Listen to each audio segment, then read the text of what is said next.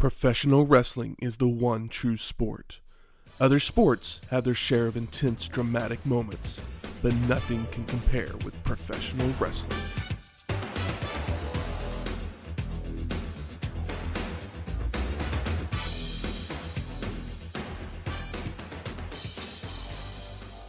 Welcome to Wrestling History X, where two friends get together and talk about the story behind the matches. I'm Matt. And I'm Michael. Welcome to episode 13, Survivor Series 1987. The first Survivor Series? The inaugural Survivor Series? The first, yes. And it takes place when? Are you not going to give the tagline? Oh, wait. Oh, this is my tagline time? Yes. Okay, set me up again. No, don't rewind. Just set it up again. It's funny. Okay. Welcome to episode 13, Survivor Series 1987. The biggest event since Wrestlemania 1, 2, 3. Was that good? That's much better. Okay, thank you. Better. We're leaving that all in. That's funny. That's what somebody comes for. So Survivor Series was an event produced by the WWF on November 26th, 1987. Which is Turkey Day. Thanksgiving night. How long does it take for an egg to make a bird? I don't know the... I'm just trying to figure out the incubation cycle for the gobbledygooker. It probably started right around this time. Okay. So Jesse Ventura fucked a chicken. At some point, yes. And we got gooked later. The event was held at the Richfield Coliseum in Richfield Township, Ohio, which is a city about 30 minutes south of Cleveland. Why Ohio, though? Was that a big wrestling town? I guess they had run shows there before, and they'll run some more shows afterwards. It's just funny considering it's like it's a pay-per-view that still happens today.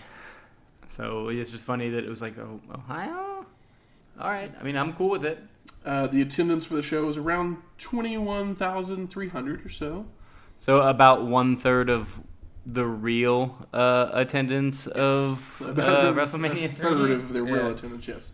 So right around Thanksgiving night, 1987, a couple things. What day was this? Was it like a Monday or Tuesday? It wasn't like a Saturday. It was a Thursday. Was it Thursday? Is Thanksgiving always on a Thursday? Yeah, Thanksgiving. I don't fucking know. I thought it was always on the 26th, one of those kind of deals. Weed, bro. Too much Dude, weed. I don't even smoke weed. I just don't give a fuck about Thanksgiving. But Steffi Graf, who's a famous tennis player, would win her first championship. And the actress Karen Gillan, who some people would know from Doctor Who, some would know from Guardians of the Galaxy as Nebula. Also, Jumanji.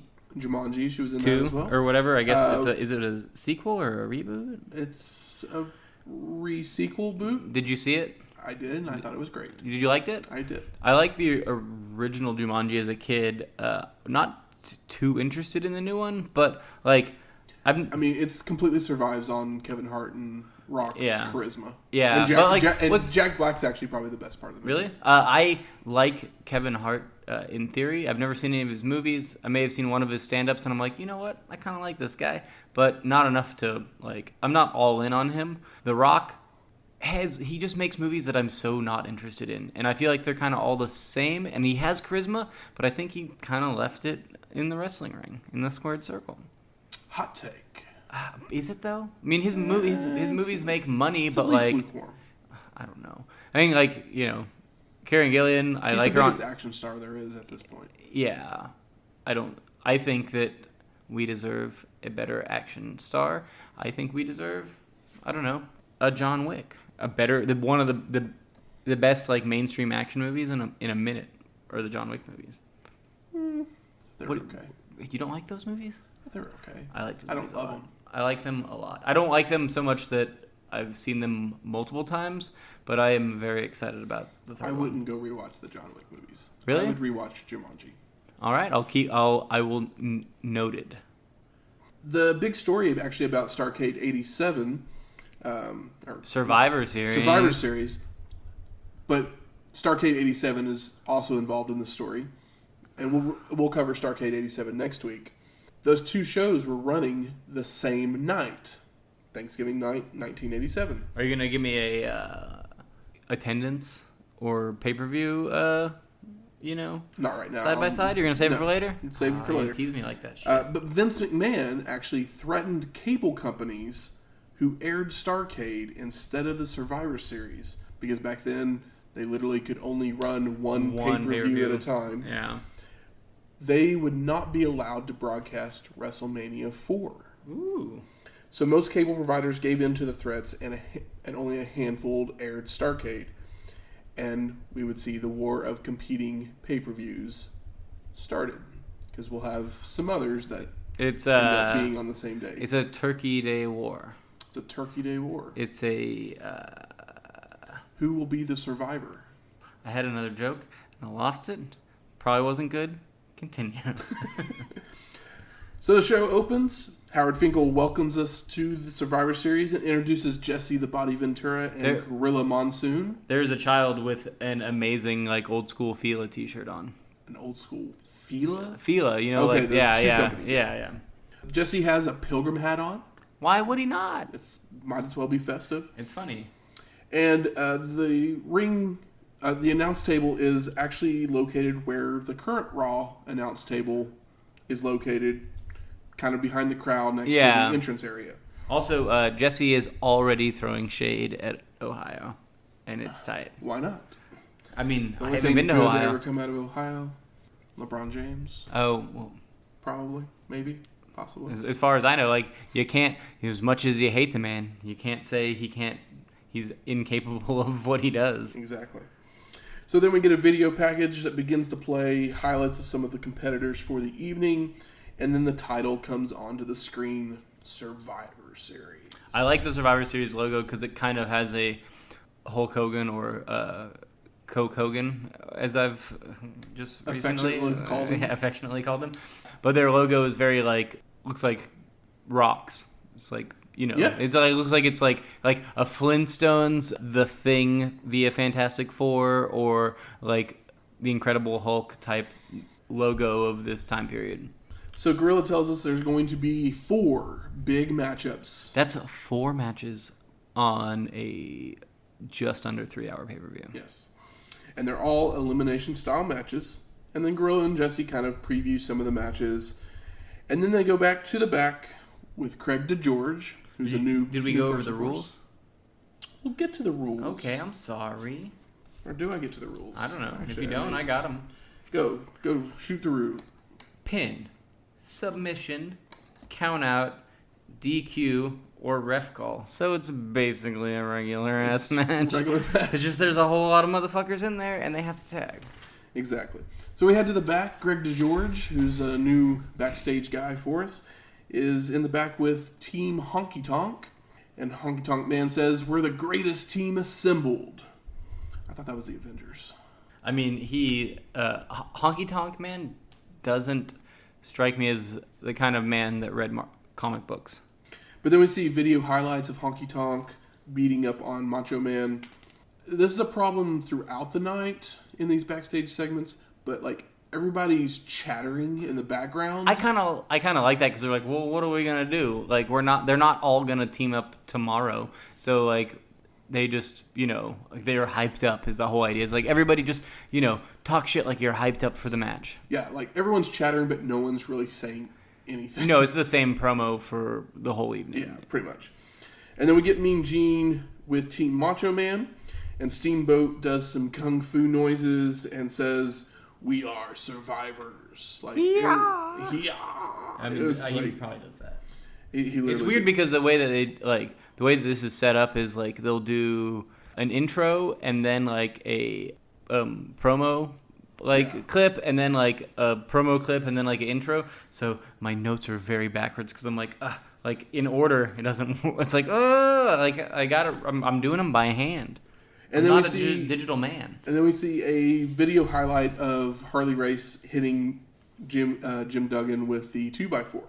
So we come to our first match, Team Honky Tonk, which consists of Honky Tonk Man. See you in 30 minutes. King Harley Race, Hercules, Outlaw Ron Bass, Dangerous Danny Davis, with Bobby Heenan and Colonel Jimmy Hart in their corner. The return of old DD, Double D, Danny Davis. Is it Triple D? Dangerous. Oh, Dangerous. They added a name to him. Yeah. Why is he like? You say Colonel? Colonel Jimmy Hart. Why is he a Colonel? It's the playoff of Elvis and Colonel. His manager guy was Colonel. I can't think of what his name is. I don't know shit about Elvis. But that was the playoff of. I don't want to sound like unlearned. I like rock music. Roy Orbison is my favorite singer of all time. Don't know shit about Elvis. You should listen to some Elvis. I should. I will. He's pretty good. Make me a playlist. Okay. Right next to that U2 one. Yeah. And then we got Team Macho Man, which is obviously Macho Man Randy Savage, Ricky the Dragon Steamboat, Brutus the So Barber you're telling Beefcake. me that not only did Brutus turn face, but Macho turn face? Macho turned face at this point. When did Macho turn face? Basically, after he lost the match with Steamboat, which you should all watch twice. Could you wait a second? Because I will get the... I'm fucking sorry. Let me finish the names. I'm sorry. I will get there. I believe you. Jake the Snake Roberts and Hacksaw Jim Duggan. And Miss Elizabeth is in their corner. And so the story behind this match, and what you were wanting to know, that you tried to get out of me before it was time. Am I the heel? A little bit. So Steamboat beat Randy Savage at WrestleMania. But then Steamboat would lose the IC title to Honky Tonk. And Honky Tonk, a man that can meet him in the ring. Exactly. Honky Tonk Man began claiming he was the greatest intercontinental champion, and Macho Man had issues with that. Roberts and Steamboat were also still in the intercontinental title picture at this time, and Race and Jimmy Duggan had been feuding because Duggan didn't like that Race kept calling himself king. So I think I mentioned a couple episodes ago that like literally Hacksaw Jim Duggan could become basically the next Junkyard Dog. And basically he just took over the exact same storyline that Junkyard Dog was doing. Like Junkyard Dog is like, we're in the USA, like there's no kings. I was like, well, there kind of was for a second there at the beginning. And then like Hacksaw's like, it's like don't sing songs that are not English here. And there's actually an interesting story behind Steamboat losing the Intercontinental title. So after he beat Macho Man, we had a kid, right? Yes, his wife was pregnant, and he went to Vince and was like, "Hey, can I have about 6 weeks off? So spend maternity leave, that kind of thing." Basically, if Steamboat was not the man that we all strive to be, he would have done drugs and been like a world heavyweight champion. Yeah. But instead, he was like, "Yo, I got a kid. I'm gonna go be a dad," and we can't fault him for that. So Steamboat was scheduled to lose the Intercontinental title to get the belt off of him so he could go with his wife. But the person he was supposed to lose it to was Butch Reed. That's no good. Butch Reed didn't show up the night he was supposed to win the belt. Oh, shit. He fucked himself out of that, huh? And so Vince was like, I need somebody I can rely on. Okay, sure, Honky Tonk Man. Go out there. Honky Tonk Man, reliable.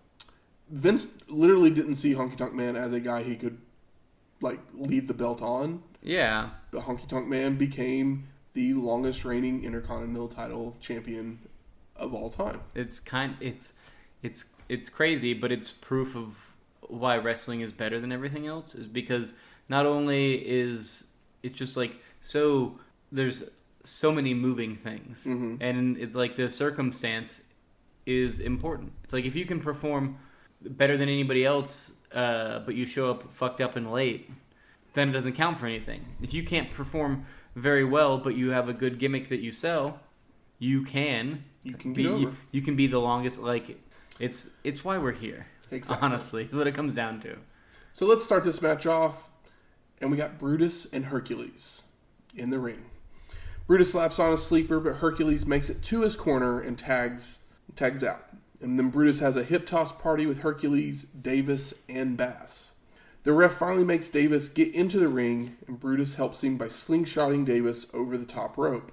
We see quick tags by Team Macho Man, and then Race hits a shoulder breaker on Steamboat, and then Irish rips Ricky, but Ricky jumps up and off the ropes. The cat? No, it's not the skin the cat. Not that part. Oh my god, I'm sorry. And Ricky jumps up and off the ropes with a karate chop to the head. Race then tosses Steamboat from the ring. Then Ricky skins the cat. I'm the spoiler king. Comes back in. Harley then throws him out to the other side. The dragon skins the cat again. It's so crazy. Comes back in and tosses the king over the top rope to the floor. Raises back in and hits a belly-to-belly suplex on Steamboat. Duggan then clotheslines Race over the top rope, and Hacksaw goes out to the floor, and the two men begin to brawl. Both men get counted out and are eliminated, and both teams go out to separate them. Yeah, and like they have like a bit of a quote-unquote blood feud. So yeah, they've been having a feud. So it makes sense. I really like that. Like they got counted out, but it was because they were so intent on like killing each other and like fighting each other that it wasn't silly for them to be counted out. Bass and Roberts are now in the ring. Macho Man is in control of the match. When Savage goes to hit Team Honky Tonk on the apron, he then turns around and Bass lays him out with a clothesline. Bass then goes to pile drive Savage, but Macho Man reverses into a back body drop. We see a blind tag by Savage to Beefcake, who hits a high knee to Bass's head. Brutus covers for the pin and gets the 3 count before Hercules could make the save. So Outlaw Ron Bass has been eliminated. Team Honky Tonk then puts an arm wrench on Brutus, and it feels like they have it on for forever. You mean Bruti. I love the Bruti. Beefcake then escapes with an atomic drop, and I absolutely loved Honky Tonk's cell. Oh no, he sells so fucking fun. It was like his pants were on fire. Yeah, I have ants in his pants as my comment in my notes because he sells it like somebody put like itching powder on his fucking jockstrap. Beefcake then fires up on Honky Tonk Man with lots of punches and elbows, goes to give a big clothesline, but is tripped by Davis on the outside, and Honky Tonk hits the shake, rattle, and roll for the 3 count. And Beefcake has been eliminated. Good night, Bruti. Savage then comes in and begins chasing Honky Tonk, but he runs into Hercules, who begins stomping away. Team Honky Tonk is working over Jake the Snake with lots of dirty maneuvers. But Roberts fires back with a couple of punches, a clothesline, and then a DDT for the 3 count on Danny Davis. We knew Danny Davis was going to last long. Also, I like that there's, since there's a bunch of people in these Survivor Series matches, there's a ref on the inside, but there's also a ref on the outside. Yeah. And, like, a point in this match and probably later matches where, like, it makes sense. Makes sense, and it looks good, and it's believable, and it feels like they're protecting the sanctity of what they're selling you. Yeah. And I appreciate it. Hercules then hits the Pearl Harbor attack as soon as the pinfall was finished, and Robert starts getting worked over by Hercules and Honky Tonk. Macho Man and Steamboat keep drawing the ref's attention away by trying to get in the ring, which gives Team Honky Tonk the ability to do some double team maneuvers. Hercules has the headlock on Roberts, and the ref raises the hand once, twice, but it stays up on the 3rd try. Or at least that's what the ref says. It looks like the hand like goes down to like support himself. I still like watch current matches and guys are in holds and I'm like, you should not be hitting the mat that quickly because it looks like you're tagging out and it's taking me out of the match, even though I can't do what you're doing. Exactly. But then we get a hot tag to the Dragon. Chops for everyone, including a top rope chop. Scoop slam to Hercules. Steamboat tags in Savage, who comes off the top rope with the elbow for the 3 count, and Hercules has been eliminated. So Honky Tonk is all by himself, and we see Team Macho Man with quick tags.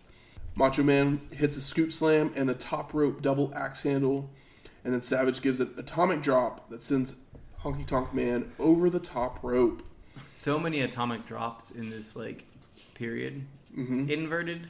Regos, they're like all there. So many atomic drops. Honky Tonk Man just keeps on walking and gets counted out. So our survivors of the match: Macho Man Randy Savage, Ricky the Dragon Steamboat, and Jake the Snake Roberts. Yeah.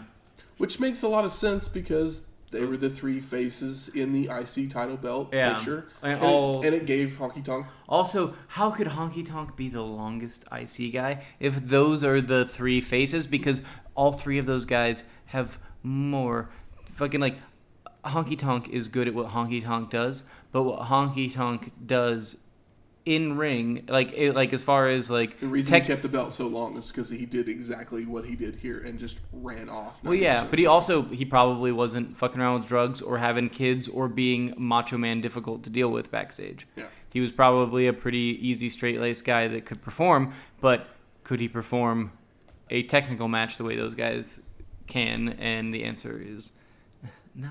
Not really. Nah. Not mad at him. Not trying to dig. Just saying. So we go to the back, and Team Andre is there with Craig DeGeorge. Heenan says Andre tasted victory at WrestleMania 3 when he pinned Hogan. That fucking early 3 count that looks like a 3 count that's probably a 3 count. I told you guys to remember that. Yeah. But you know what they say. Hogan must pose for equal to the amount of time that he was in the ring. Exactly. Bell to bell. And then Andre says, I did it once, I'll do it again.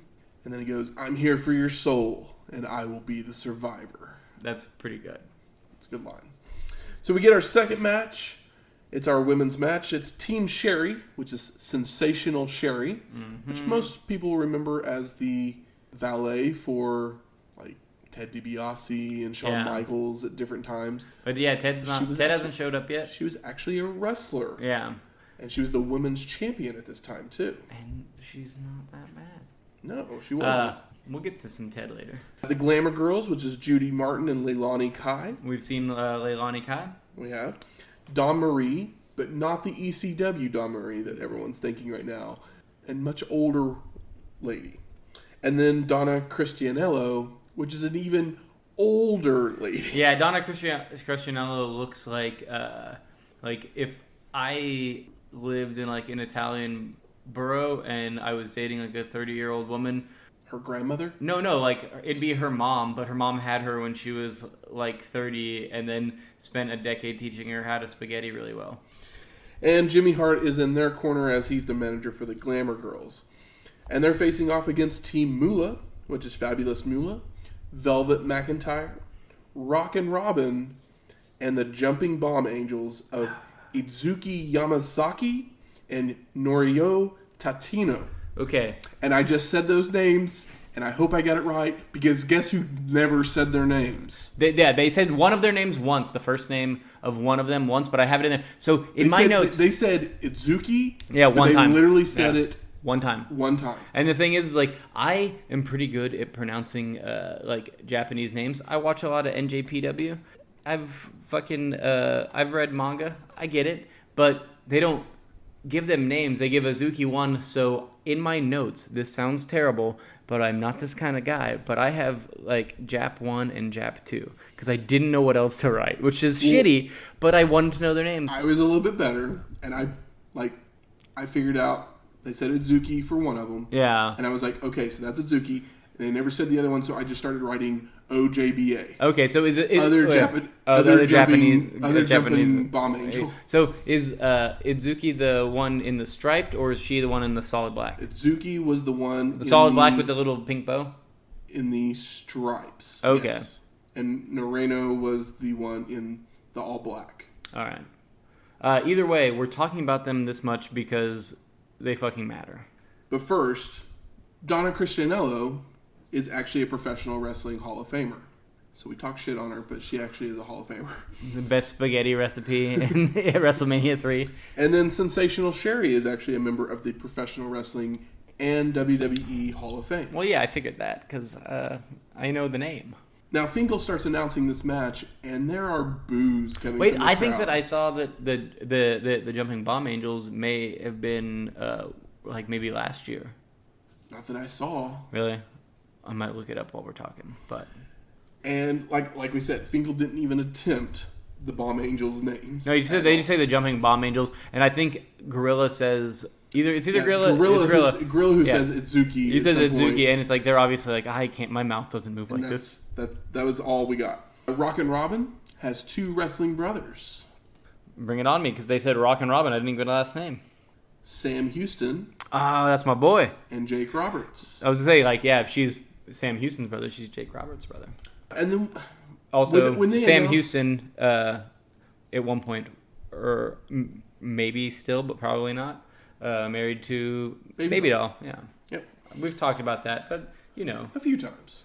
As they're announcing Moolah, they actually announce her weight, and then Gorilla and Jesse like start talking about her weight, and I'm just like, wow, like we're talking about a woman's weight. I think that it's fine to talk about a woman's weight. Like it's when it comes to sport, then I think that it's totally fine. It's different if you're like ribbing or making fun of them for it. But like, if a girl that weighs 115 pounds is wrestling a girl that weighs 150 pounds, I feel like it's okay to note in a match. But as far as a sport goes, not, being like, not to rib them for the way they look or them being like heavier. Because they like, keep it equal. Just don't be shitty. So Sherri sneak attacks Velvet to start the match, and Velvet hits a running crossbody on Sherri. I have a few themes of this match, and crossbodies is one of them. Yeah.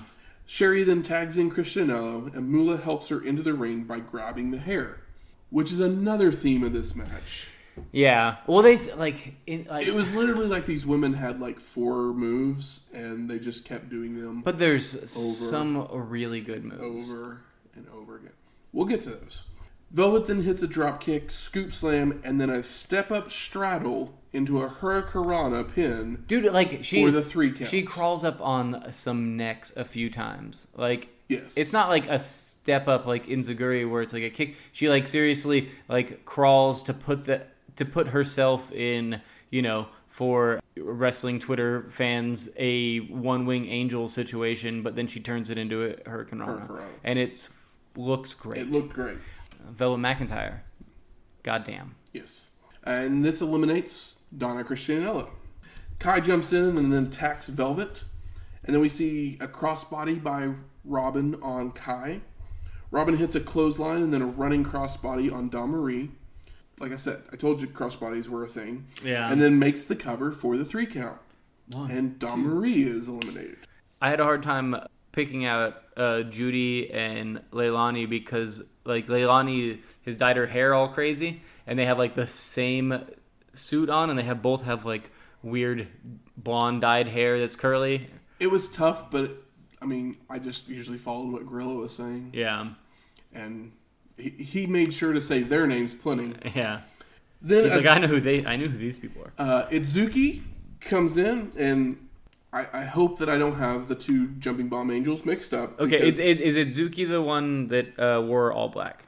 No, I think she's the one that wore the stripes. Okay, the one that wore stripes is like taller and like thinner, and then one in all black was a little bit. Yeah, she was shorter. Curvier. She was shorter, and like she was definitely thicker. Like I would not want to be kicked by her. But she gets in the ring and she bridges out of a pin attempt. And it looks fucking awesome. And then hits a sunset flip and then a flying body scissors pin attempt.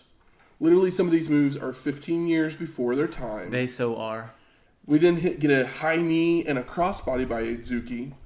And then Tateno does a top rope arm drag on Kai, which that was super cool. Tateno hits a double underhook suplex on Sherri, which there ends up being quite a few of these double underhook suplexes as well. I mean, there's like, I feel like at this point, later on, when this move first happened, I was like, oh wow, that's super cool. And then there was like 2 or 3 more, and I was like, oh. Well, even in like I feel like it's in the men's matches, or maybe like I feel like I've seen a lot of the same suplexes throughout the evening. Robin then hits a monkey flip on Kai, and then Sherri hits a scoop slam and a vertical suplex for the 3 count, and Robin is eliminated. Itsuki then hits 2 drop kicks on Sherri, and Martin throws Itsuki halfway across the ring by her hair. Jesse throws in a line, maybe they should shave their hair so that wouldn't happen. But that's I have that as well. It makes 0 sense because there's like King Kong Bundy's like the only one without hair that's like everyone else you can grab their hair. Like Roddy Piper, you can grab his hair. Rick Martel, you can grab his hair. They all have long enough hair where you can totally grab it, and they do it all the time. Back off, Jesse. But that's the thing. Men just don't grab each other's hair. I think that women's matches, they do it all the time. Yeah, I guess so. Maybe that's why these women's matches look a little bit meaner sometimes. Sometimes. We then get a spinning flying crossbody by Velvet on Martin, and then Velvet slingshots Kai across the ring. There's a lot of slingshots. Like I said, throughout the whole show. They know like 5 moves. Moolah gets tagged in, and someone finally gets a crowd reaction in this match. Yeah, which is bullshit. I know. With all the cool stuff that Velvet and the Jumping Bomb Angels are doing. Yeah. Velvet and Jumping Bomb Angels. I popped. I popped for Itsuki stuff. Yeah, I'm going to break kayfabe at the moment, but watch this fucking match. I know. It's fucking cool. It's great. It's a totally worthy 20 minutes of your time. Martin then tosses Itsuki into the wrong corner, allowing the tag, and then Martin helps Moolah into the ring by grabbing her by the hair. Again, this happens many, many times in this match. Moolah then hits a forearm, a scoop slam, a snapmare, and a headlock takeover. Martin sends Moolah into the ropes, grabs Kai's arm on the apron, and the Glamour girls hit Moolah with a double clothesline. Martin then covers for the 3 count, and Moolah is eliminated. Which is pretty surprising, and I appreciated it. Velvet has Martin in a Boston Crab and then goes to put her in a surfboard, but it was too close to the ropes and had to break the hold. Surfboard. Sherri with the big leg drop and then a side suplex on Velvet. Kai then hits a double underhook suplex on Tateno and goes for the pin, but Tateno bridges up onto her head. But all of a sudden, the bell rings. This is our second bridge of the night. Yeah. It's like bridge the weird, like we've all seen it before, but the like pin bridge slide out thing. I don't know how to describe it, but it's always cool. The ref waves off the bell ring because no one knows why, because no one is eliminated at this point. And then we get a Velvet giant swings Sherri. And then Velvet is Irish whipped in the corner where she jumps onto the second rope and then Hurricanrana pins Sherri for the 3 count. Is that, you mean she does the giant swing? It's like the airplane. Is it called an airplane swing? What is it? Yeah, the airplane swing. Yeah, like we say giant swing. But like, I does. was not ready for it and I loved it in this match, but she grabs her by the legs and she doesn't, go full like 15 times. She does it like twice. Yeah, it's like probably 2.5, 3, but then she throws her and she fucking throws her. She wasn't ready. It was not a flat back bump. Tateno then hits the sunset flip on Martin, and Itsuki hits a double underhook suplex on Martin. Then a sunset flip by Velvet on Kai, and then attempts the Hurricanrana again, but Kai holds on, drops her into the ropes for a slingshot back suplex. This match has some fucking weird spots. Was that the other spot where Velvet crawled up on her neck? Yes. Oh yeah, it's this match is worth your time. Kai then makes the pin, and Velvet is eliminated. Which I say, because fucking Velvet McIntyre. But we got the jumping bomb. Wait, are we calling? Have you been calling her McIntyre? No, I've just been calling her Velvet. Okay. Because I wrote Velvet Sky, but I was like, I'm pretty sure it's like an Impact girl. Yeah, it's an Impact girl. Yeah. Or a Ring of Honor girl now. So we have the Jumping Bomb Angels versus the Glamour girls, and that's all that's left in this match. And it rules, and I'm ready for that tag match. So Jumping Bomb Angels hits lots of stereo and double team maneuvers. We get Kai going up to the top rope for after a scoop slam, but misses the splash on Itsuki. Tateno hits a flying crossbody off the top rope and pins Kai, and Kai is eliminated. Tateno then hits a scoop slam and then a top rope knee drop by Itsuki on Martin, and then a double back body drop by the Jumping Bomb Angels. Jimmy Hart jumps up on the apron and Tateno drop kicks him off. Fucking yes. Itsuki with a top rope clothesline on Martin to get the pin and the win. Our Jumping Bomb Angels are the survivors. One spot that we didn't talk about was it's probably the only spot that I was like, I mean, it was fun because it was weird, but I really, really liked this match a lot. Not just because of the Bomb Angels. I think there was some really good performances in here, but not Itsuki, but we don't know her name. They didn't even say it, so me not knowing it is fine. But Let me say it again for you. I mean, I can read it. It's whatever. Itsuki Yamazaki. No, the other one. She was the one in stripes. Noriyo. No, that Itsuki was the one in the stripes. No, I'm talking about the one that wasn't in stripes. Oh, Noriyo Tateno. Tateno which does not sound very Japanese. But she has a weird ground leg spot on somebody where she kind of basically is on the ground and does a humping thing. You don't remember this? It's very bizarre, and no. I think it's the only spot in the match where I'm wait, huh? It's definitely the only and it's not bad as much as it's pretty weird. I was just surprised that we didn't talk about it because I thought it was earlier on, but I was maybe it's at the end. I'm sure that there's probably a GIF of it online because it's pretty bizarre. But she's it's like a face-to-face leg lock thing, and then she just kind of thrusts, pelvic thrusts herself up to multiple times in succession to, I guess, crank the other girl's back. It's very bizarre. I just probably missed it while I was writing notes about all the other cool shit that they did. There's so much cool shit in this match, and I can't. Yeah, this is the best women's match we've had so far. Yes. And holy shit, Velvet McIntyre, you're great. Holy shit. Jumping Bomb Angels. Jumping Bomb Angels. I'm sure amazing. In Japan you have another name and are goddamn stars, but here you are the Jumping Bomb Angels, and if I can find your Japanese matches on the internet, I will be there. Well, then we head to the back. Greg DeGeorge is back there with Team Hart Foundation, and Heenan says, "This is going to be a piece of cake." And then we head back out to the ring. Nikolai Volkov is there, and he's ready to sing the Soviet national anthem, which, in my opinion, didn't seem to get as much heat as it once did. Yeah. You mean, it's one of those things, how many times can somebody make an off-color joke before it's boring or annoying? It's true. I mean, they got, over a decade out of it. Yeah. For Christ's sake. And then, back in the back, Mean Gene is with Team Strike Force. I want to say it was Tito says, "We have to have unity to victory." That's okay. It was all right. Strike Forces is not a very good name. I didn't love it. It sounds like a bad video game. Also, I think before this match, Jesse, or maybe Gorilla for Jesse, pushes the Running Man because Jesse is in yet another movie with Arnold Schwarzenegger. Any Ventura movie is a great movie. Have you seen Running Man, right? Running Man's one of my favorites. Is it really? Yeah. That's exciting. Matt and I have very different... We love a lot of the same genres, but we have very different opinions about them a lot of the time. True. So, yeah, Running Man. Are you Running Man over Predator? Yes. Oh, that's crazy. But I respect the shit out of it. But then, I don't know if I've actually ever watched the original Predator either. Oh, okay. So, on to our third match. Team Hart Foundation, which is the Hart Foundation, obviously, with Jim Neidhart and Bret Hart. The Bolsheviks, with Nikolai Volkov and Boris Zukov.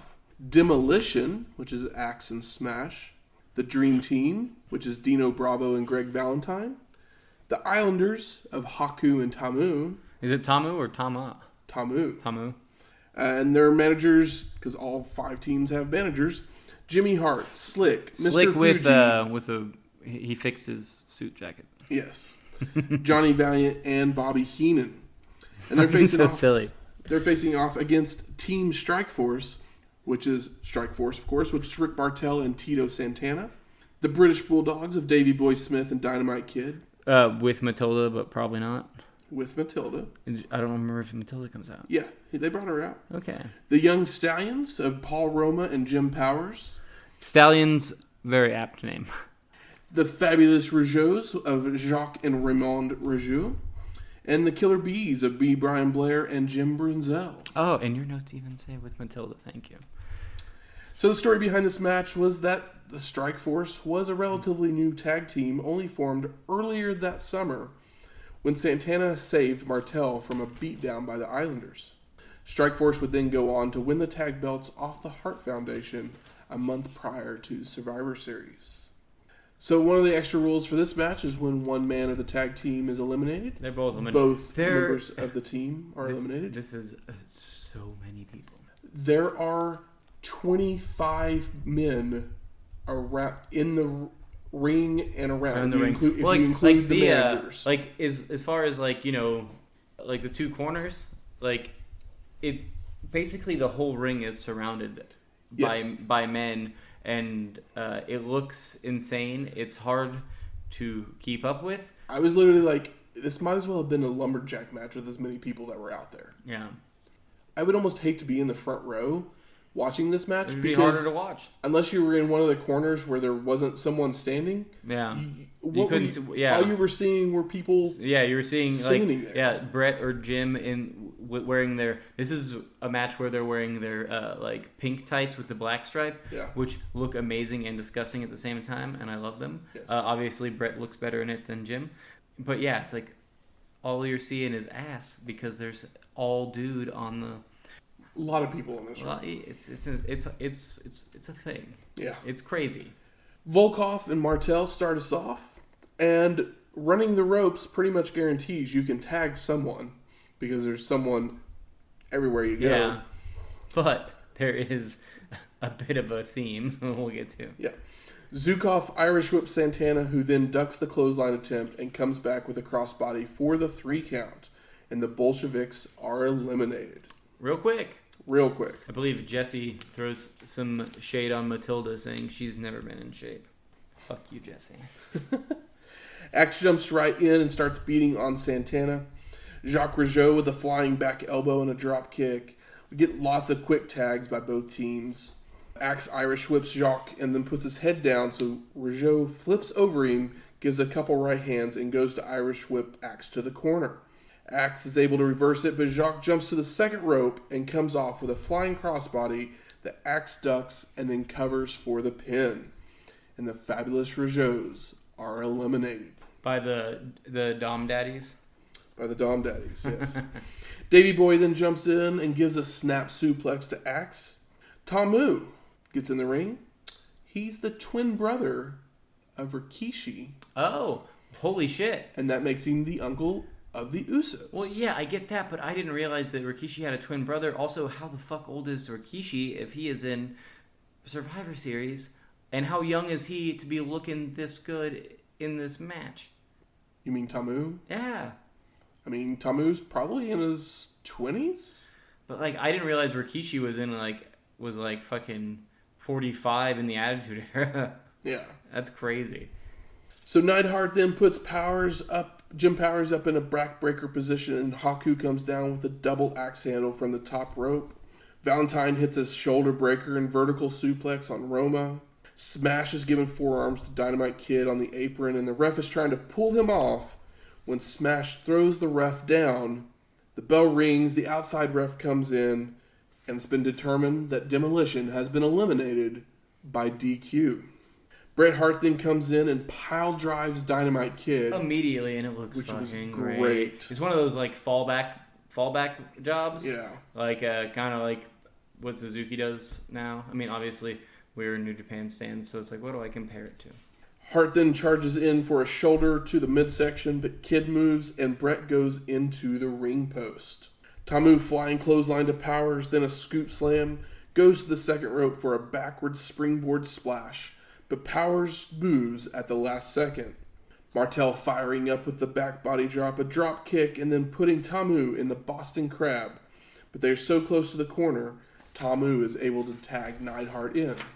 Santana's then Irish whipped by Neidhart, and Tito comes back with a flying forearm and goes for the cover, but Bret Hart breaks the attempt up.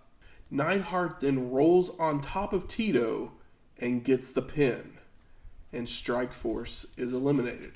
Was this elimination a little weird to you?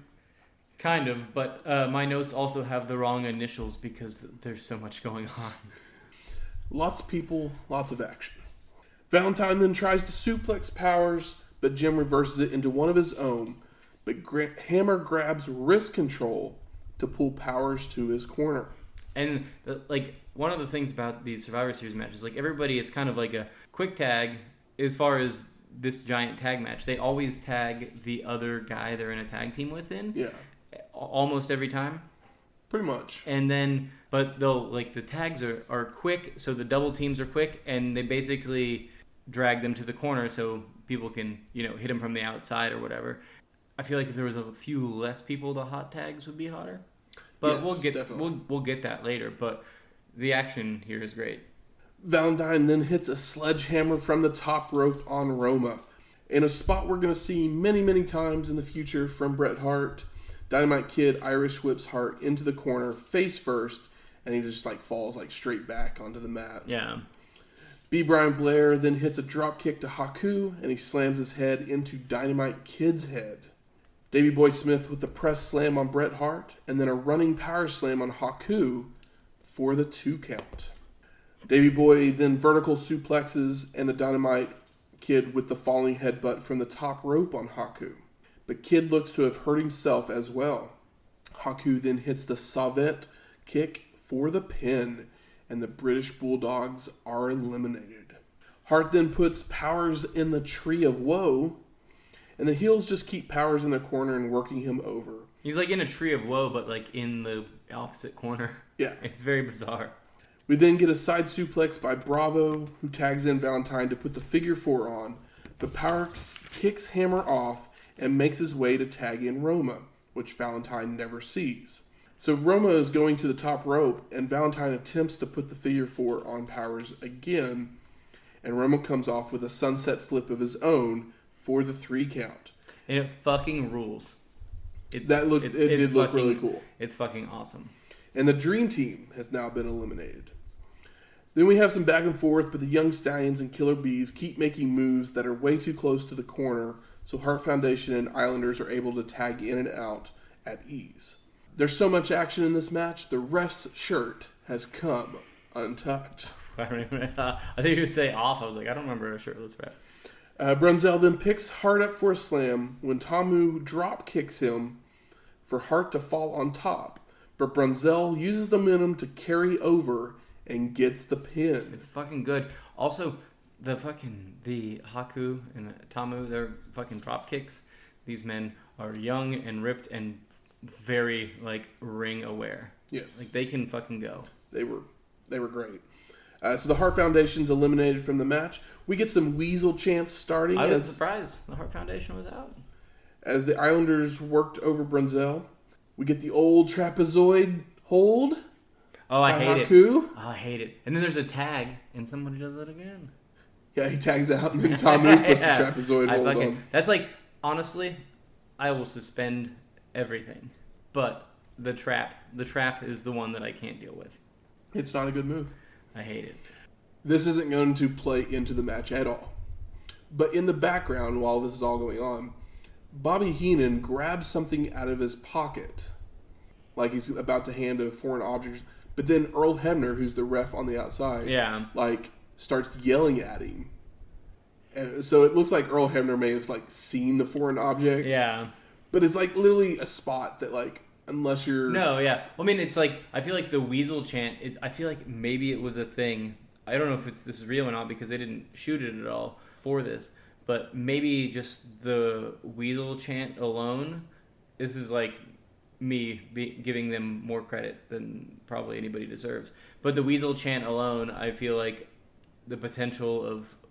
Since it went on for so long and they meant it, that Bobby Heenan just played it up. And Earl Hebner's so cool that he also played off of it and made it badass for the crowd.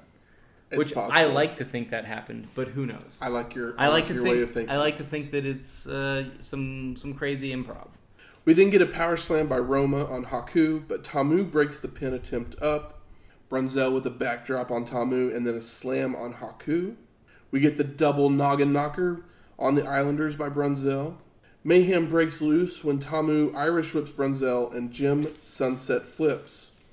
Tamu ends up reaching forward to grab the ropes, but Blair has put his B mask on. Oh, that's so fucking cool. Who then sunset flips Tamu for the 3 count, and the Islanders are eliminated.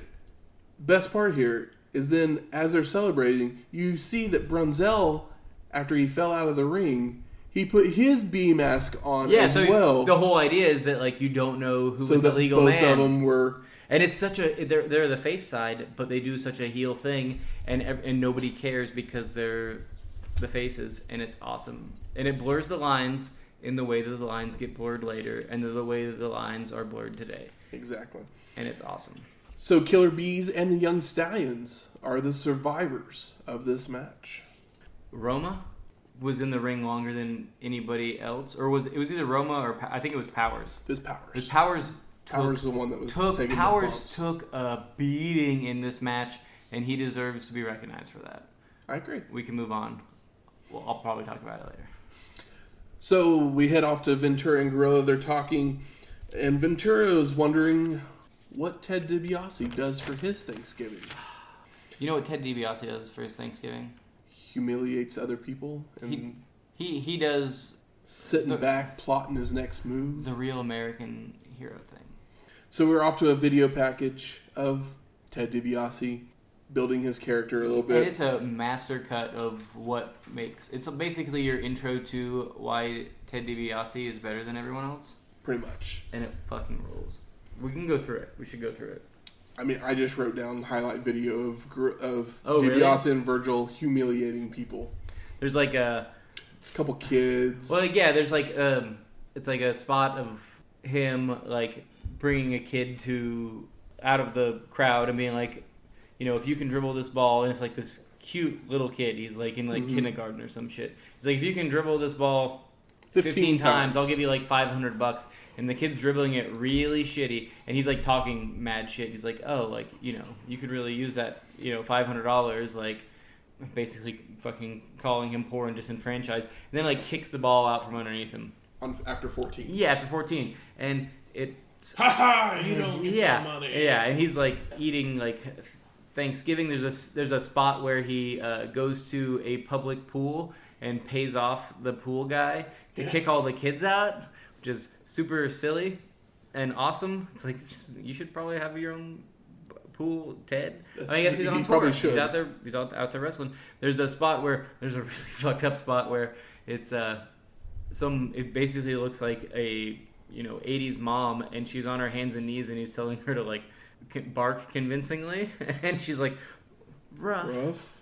It's very, very good, and I highly suggest it. And like all the spots where they're in the house where he's like eating the meal were supposedly shot in like Vince's home back in the day.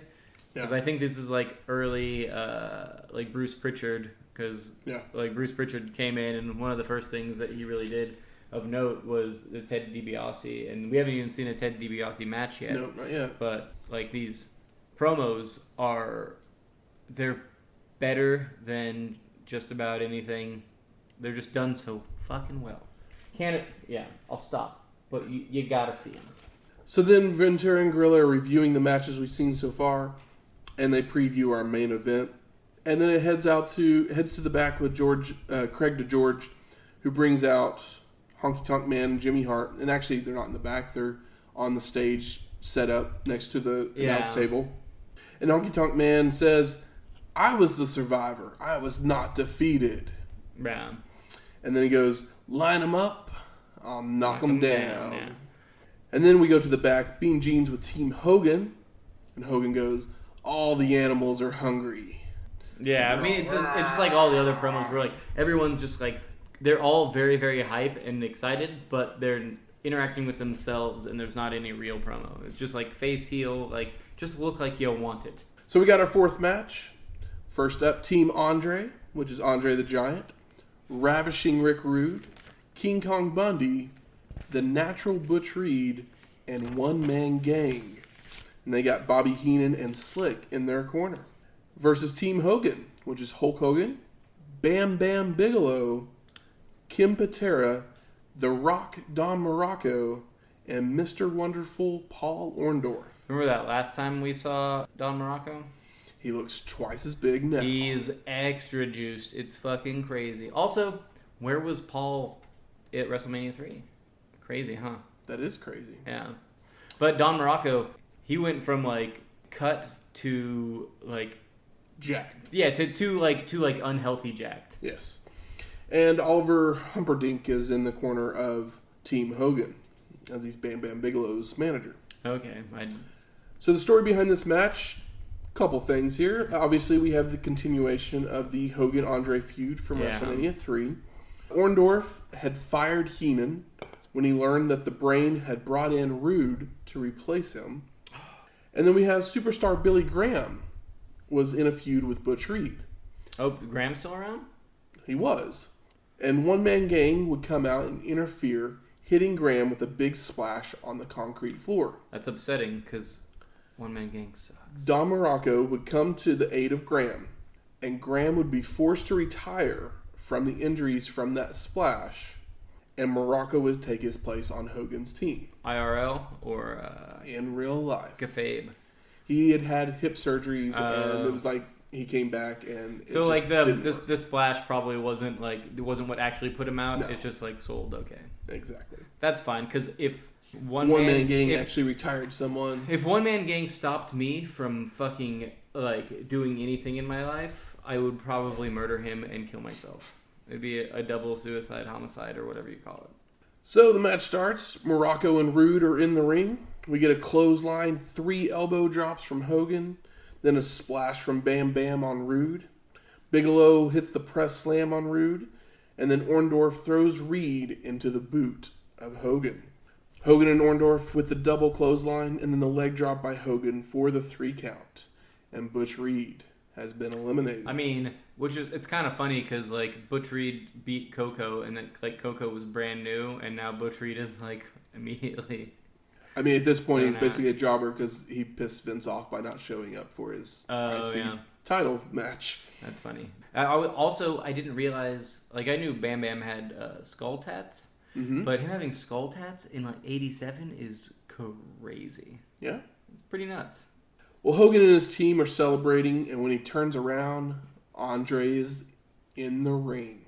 But the ref forces Hogan out because he tagged in. That was a really good spot because like when they were celebrating, he like whose hands was it? He slapped like Kim Patera. Double hand slap. Kim he Patera. High fives Kim Patera. Double high five. And the ref considers it a tag. So he pushes him out. It's a good tease. It's a good spot because it keeps Andre and Hogan from being in the ring together. Hogan can't fucking.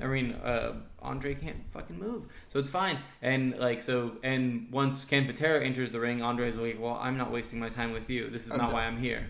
And so he tags in One Man Gang, and Patera gets started being worked over by One Man Gang, who tosses him into the ropes, and both men go for a clothesline.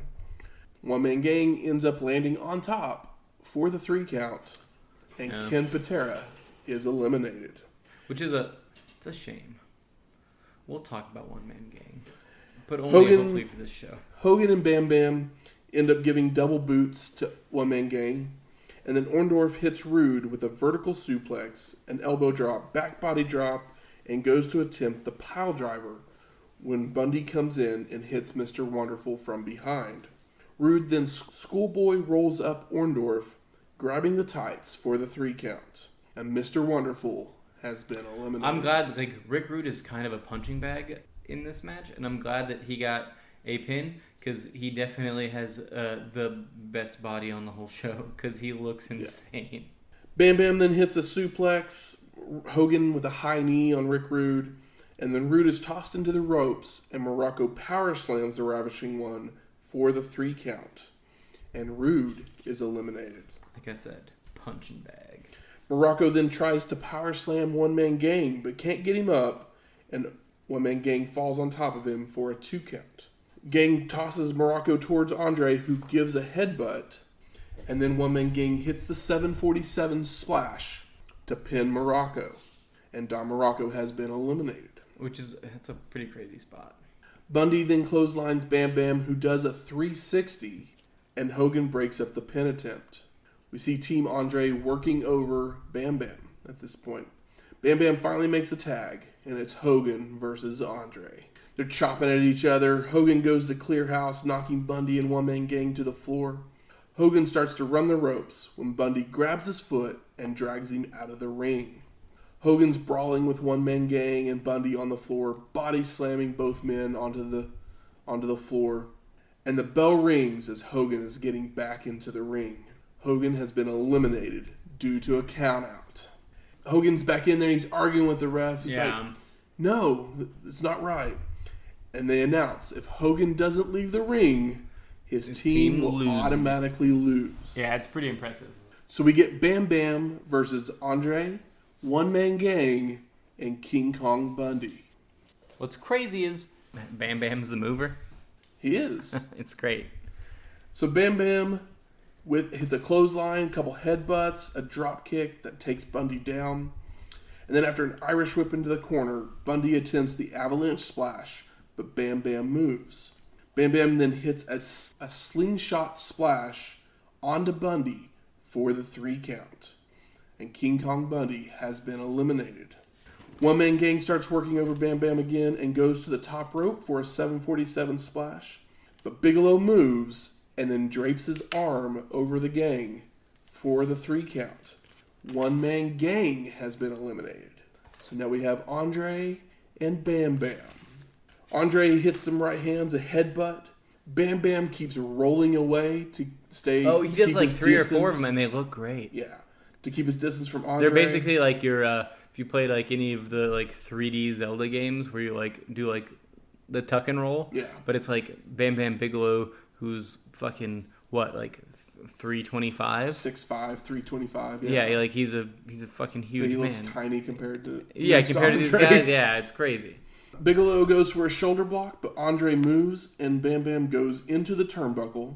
And then Andre starts giving shoulder blocks to the small of the back of Bam Bam, and then hits a butterfly suplex for the 3 count. And Andre the Giant is the sole survivor. Post-match, Hogan runs down and hits Andre with the belt a couple of times before Andre could roll out of the ring, and then Hogan is left posing in the ring. It's fucking whack. Also, he like not only does he do the like run in and the the belt hits, but then he's like whipping them from the inside of the ring to the outside, which is like some silly heel shit.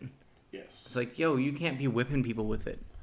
So Mean Gene catches up with Andre and Bobby Heenan in the back as they're coming back with a small interview, and then goes to Gorilla and Ventura, who say their goodbyes, and we get a highlight package. Yeah.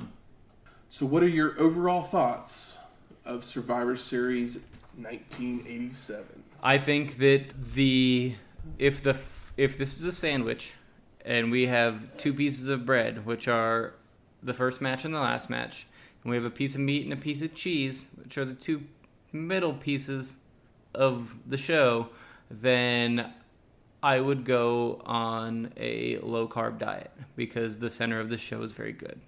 I agree. The women's match is the fucking awesome best part of this show. I agree completely. And like crazy to think of. Yeah. I mean, there's some good performances by individuals in other matches, but overall, there is no psychology in any of the matches. Yeah. I mean, there's a few cool spots, but for most part, they're just kind of like. It's like hot tags. It's like, oh, like Hogan can't lose. I mean, I wouldn't even say there was any hot tags because... No, not really. There might have been like... No, not really. There wasn't. I think that as far as the last match, I think the best thing the last match did was like attempt to put over Bam Bam. I agree. The worst thing that they did was having Hogan come out and get his heat back. Yeah, which was fucking lame. Just let him leave. Let Andre be the victor. Yeah. It's like Bam Bam doesn't lose anything if he does the performance he does and Andre wins. No, he doesn't. No. Absolutely not. Any other overall thoughts just on the show itself? Oh, Velvet McIntyre was amazing. Jumping Bomb Angels were definitely fucking some best amazing. Moments, yeah. Like Sherri was all right.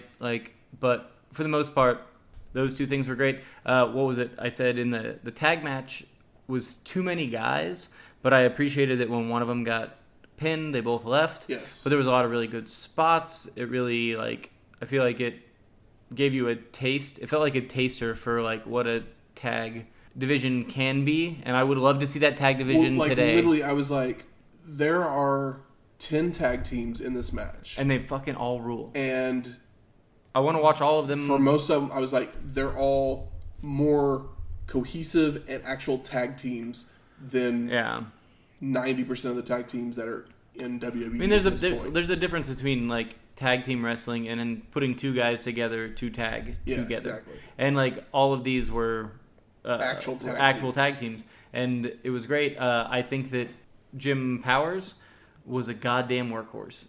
He was in the ring more than anybody else the whole night, and he took a fucking beating. Mm-hmm. And it was great. And he could take the bump, but he could also give it back if they allowed him to give it back. No, I mean the center of this show is really good, and the last one is the worst one because like the face or the heel corner is just nothing but meat, and there's no workers. Yeah, I agree. There's like no workers. Other than Rude, and they don't let Rude really do anything. No, he just he eats a pin and it looks great. Yeah. He did have really cool like stop sign pants on. They were like stop sign, yield, like stop light. Yeah. It was very goofy. Good. Where's the smart marks at? There. All right. Fuck you. Well, I think it's time for us to smark it up. So a few of the best moments I think we've mentioned, obviously Jumping Bomb Angels. I'm so excited. Bam Bam Bigelow, obviously, with his stuff. What about Velvet McIntyre? Does she come back at all? I have no clue. Because she had those weird high shoulder spots that were bizarre. I mean, as much as everyone probably hates Honky Tonk Man for running out, Honky Tonk. I felt like that played into his character perfectly. Honky Tonk is good for what he does, and like, if you don't like what he does, that's fine. But also, you're watching wrestling, so like, what do you like about wrestling? I think my biggest issue with this show is like, what is it attempting to accomplish? What's the most disappointing moments or thoughts? I mean, for me, it's the Hogan thing was whack. The first match was like the first match was kind of whatever, but I forgave it after the center of the show, and it wasn't that it was bad. It was just like, what am I looking at? And I guess my most disappointing thing is when the show's all over, like, what does this amount to? I agree. And I think that the only thing that I know that I was like, oh, well, they're setting this up for sure, is the Glamour Girls and the Jumping Bomb Angels. Like, they set that match up perfectly. They set that up beautifully. I mean, it's basically, they were like, oh, we're going to have a pay-per-view, but we don't want to have a culmination of all of our feuds. Well, we made it, We'll just use these matches to help further the feud. They had less talent, less eyes. They didn't. Honky Tonk are still in their feud. Andre and Hogan are still in their feud. I mean, it's the first pay-per-view that's like not WrestleMania for the most part, and they don't know how to do that. They have less talent. How do you build? There's like eyes on the stuff, but it's not the same. Agreed. But the show was, after the first match, I was like, fuck. I watched the first match and I was like, okay. And I watched it and I was like, I'll watch the rest of it tomorrow. And then the center of the show, I was all in. I had a hard time keeping up with that tag match, but I was very entertained. I mean, one of the most disappointing, like literally as they were announcing the people for the main event, I was just like looking at the teams and I'm just like, so you have Hogan, who is the champion, so they're going to make him look good. Bam Bam, which I've always enjoyed. Yeah, he's fucking Bam. But then you have Ken Patera, Don Morocco, and Paul Orndorff. Paul Orndorff's great. Who are three guys who literally, probably a week before this show, were heels. Yeah. I mean... So it was almost... So, like, looking at this, that means that... But if you turn and look at the first match of the night, you had the faces were Savage, Steamboat, Beefcake, Roberts, and Duggan. Yeah. All five of those guys are guys that I'm like, yeah, I like those guys. Yeah, why were they not in the top match? Why does the mid-card match have more names than the main event match? Yeah. And it literally was just like, so it was kind of disappointing in knowing that, like, obviously we also mentioned one-man gang, King Kong Bundy, Andre the Giant, huge guys, no workers. My not so hot take, I don't ever want to see one-man gang again in my life. We're going to see him quite a few more times. Maybe not as one-man gang. That's a bummer because he can't do anything except for he has kind of a cool hillbilly mohawk where it's like a mohawk but then it turns into a ponytail. Sure doesn't look African. Fuck you. Really? We'll get there. We'll come to find out. There is a thing from the earlier like face promo where we were talking about how everyone's just like yammering on. But Bam Bam gets on the microphone at one point and he says, "I'm going to burn the building to the ground." And it kind of rules, and then he kind of does.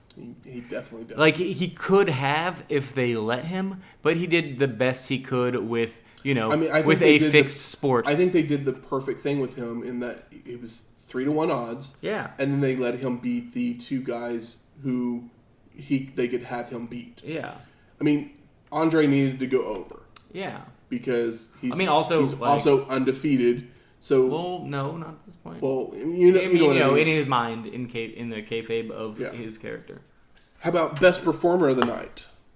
Jumping Bomb Angels, right? I'm gonna go for say Jumping Bomb Angels, but I would also, if I could add one, I would add Velvet. Velvet was great. I loved Velvet. I was like, what the fuck?